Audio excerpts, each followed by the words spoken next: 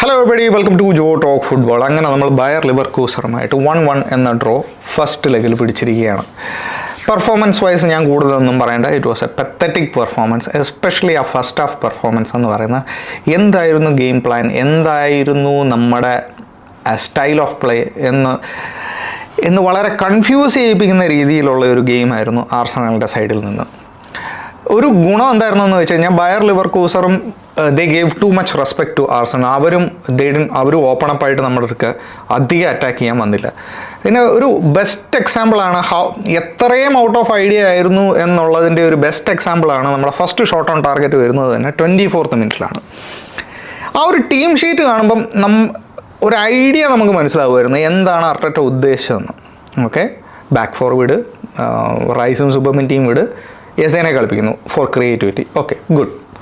On the right സാക്കനെ കളിപ്പിക്കുന്നു, left Martinelli for the മറ്റേ കൗണ്ടർ അറ്റാക്കിങ്ങിന് പേസിന് വേണ്ടി, and Gyokeres on the centre. Okay, മനസ്സിലായി. സാക്കയ്ക്ക് 3 ചാൻസ്, മൂന്ന് I wouldn't say clear cut chances എന്നല്ല, എന്നാലും as a winger, world class എന്നൊക്കെ വിളിക്കാൻ പറ്റുന്ന വിങ്ങർ ആണ് എങ്കിൽ യു ഷുഡ് ഹാവ് ആ 3 ചാൻസസിൽ അറ്റ്ലീസ്റ്റ് 2 ഒരു better put it in the box, ഒരു ബെറ്റർ ക്രോസ് കാണണമായിരുന്നു. അത് നമുക്ക് കാണാൻ പറ്റിയില്ല. സോ മാർട്ടിനെലി എനിക്ക് തോന്നുന്നു ആ കളിയിൽ ആകെ ഒരു വൃത്തിക്കുള്ള ഒരു ക്രോസ് മാത്രമേ ഇട്ടിട്ടുള്ളൂ. അത് ടിംബർ ഹെഡ് ചെയ്ത് വെളി കളഞ്ഞു. അത് സെക്കൻഡ് ഹാഫിലാണ്. ഇത് ഫസ്റ്റ് ഹാഫിൽ ലിറ്ററലി നമ്മുടെ ആ ഒരു അറ്റാക്ക് ഫുള്ള് ആ റൈറ്റ് ഹാൻഡ് സൈഡിലാണ് നമ്മൾ ഫോക്കസ് ചെയ്ത്. റൈറ്റ് ഹാൻഡ് സൈഡിൽ നിന്ന് ഔട്ട്പുട്ട് വന്നില്ല. സോ ഗെയിം പ്ലാൻ എന്തായിരുന്നു? നമ്മൾ 90 മിനിറ്റ്സും 0-0 എന്ന് മെയിൻറ്റെയിൻ ചെയ്യാനായിരുന്നു നമ്മുടെ ഗെയിം പ്ലാൻ എങ്കിൽ ഐ വുഡ് സേ ഇത്രയും ഇഡിയോട്ടിക് പ്ലാൻ വേറെ ആരും കുക്ക് ചെയ്യത്തില്ല എക്സെപ്റ്റ് അർട്ടറ്റ. അതായിരുന്നു പ്ലാൻ. കാരണം അതാണ് നമുക്ക് കാണാൻ പറ്റിയത്. കാരണം റൈറ്റിൽ നിന്ന് opportunity വരുന്നില്ലായിരുന്നു.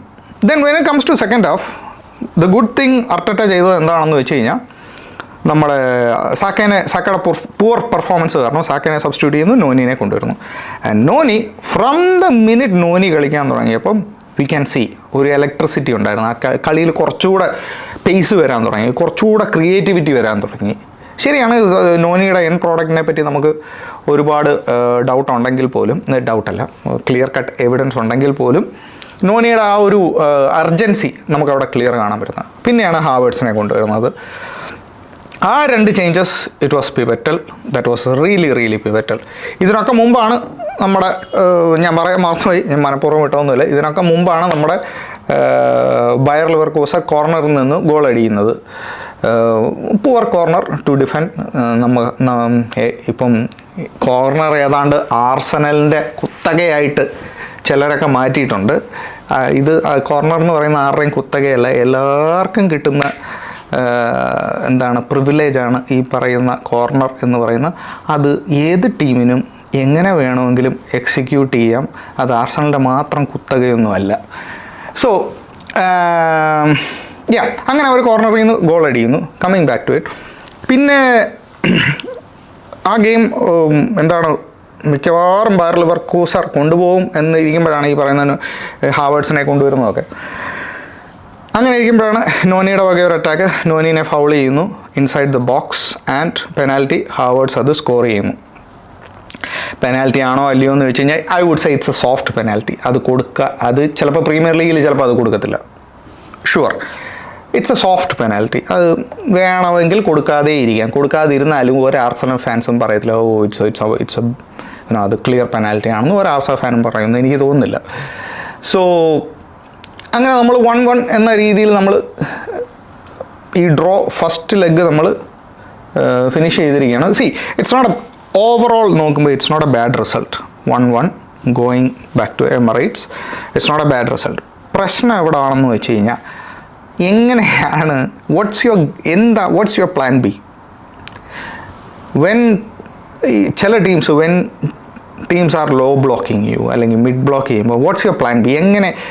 Watts your solution to creativity? എന്താണ് ഈ ടീമിന് കുറച്ചുകൂടെ ക്രിയേറ്റിവിറ്റി വരാനും കുറച്ചുകൂടെ ഫ്ലൂയിഡായിട്ട് ട്രാൻസിഷൻ ചെയ്യാനും വാട്ട്സ് യുവർ പ്ലാൻ എന്നുള്ളൊരു ക്വസ്റ്റ്യൻ ഇതുവരെ ആൻസർ ആയിട്ടില്ല.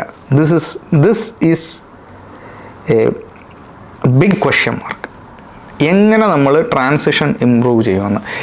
ഇതിന് കറണ്ട് സ്ക്വാഡിൽ ഇതിനൊരു ഉത്തരം തരാൻ പറ്റിയ ഒറ്റ ഒരാളേ ഉള്ളൂ. അൺഫോർച്ചുനേറ്റ്ലി അത് ഈ പറയുന്ന നോനിയോ ഏസയോ ഒന്നുമല്ല. ഇവരെ ആരെയും അർട്ടറ്റ ഫ്രീ ആയിട്ട് വിട്ട് കളിപ്പിക്കുന്നില്ല. ഇൻ മൈ ഒപ്പീനിയൻ ഒരാൾ മാത്രമേ കളിക്കുന്നുള്ളൂ ഫ്രീ ആയിട്ട്, ആൻഡ് ദാറ്റ്സ് മാക്സ് ഡോമൻ. ഇതാണ് എൻ്റെ opinion. And I'm sure Max ഡോമൻ്റെ കളി FA കപ്പിൽ കണ്ട എല്ലാവരും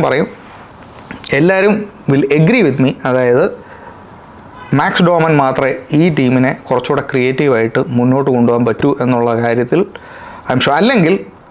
അല്ലെങ്കിൽ കുറച്ച് ഈ ഷാക്കിളൊന്ന് അഴിച്ചു വിടണം, കുറച്ചൊന്ന് ഫ്രീഡമായിട്ട് കളിക്കാൻ സമ്മതിക്കണം അർട്ടറ്റ. വാട്ട് ഐ ക്യാൻ സീ, നമുക്ക് എന്താ കാണാൻ പറ്റുന്നത് എന്നുള്ളത് ഇറ്റ്സ് വെരി ക്ലിയർ. സുബമെൻഡിക്ക് തീരെ ഫ്രീഡം ഇല്ല, അത് വിട്ടേര്. ഏസ് എ നമ്പർ 10 എന്ന് പറഞ്ഞിട്ട് നമ്പർ 8 ഇപ്പോൾ കളിക്കുന്നത്.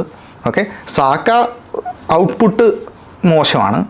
സോ നോനി അൺറിലയബിളാണ്. സോ ലെഫ്റ്റിൽ മാർട്ടിനെല്ലി എഗെയിൻ ലോട്ടറിയുടെ കൂട്ടാണ്, അടിച്ച് ഇല്ല. ആകെ ഇപ്പോൾ റിലയബിളായിട്ട് ഫ്രണ്ടിൽ വേണമെങ്കിൽ നമുക്ക് പറയാൻ പറ്റുന്ന ഹാവേർട്സ്, മാക്സ് ഡോമൻ. ഈ 2 പ്ലെയറിനെ നമുക്ക് എടുത്തു പറയാം റിലയബിൾ, മാക്സ് ഡോമനും ഹാവേർട്സും. എസേനെ പക്ഷേ എസേനെ ഇച്ചിരി ഒന്ന് അഴിച്ചു വിട്ട് ആ ഒരു ഫ്രീഡത്തോടെ കളിക്കണം. അല്ലാതെ വി കനോട്ട് പ്രോഗ്രസ്. അല്ലാതെ ആ ഒരു പ്ലാൻ ബി എന്ന് പറയുന്നൊരു സാധനം വരത്തില്ല, അല്ലാതെ ആ ഒരു ട്രാൻസിഷൻ വരത്തില്ല. This is my honest opinion. നിങ്ങളുടെ അഭിപ്രായം കമൻറ്റിൽ രേഖപ്പെടുത്തുക. ഓക്കെ ഗൈസ്, അപ്പോൾ ഇനി നമുക്ക് എമിറേറ്റ്സ് സ്റ്റേഡിയത്തിൽ വെച്ചിട്ട് എങ്ങനെ നമുക്കിത് പ്രോഗ്രസ് ചെയ്യുമെന്ന് നമുക്ക് നോക്കാം. Big thanks to everyone. ലൈവിൽ വന്ന് എല്ലാവരോടും big thank you so much. Fun live watch along ആയിരുന്നു. Okay guys, take care, good night.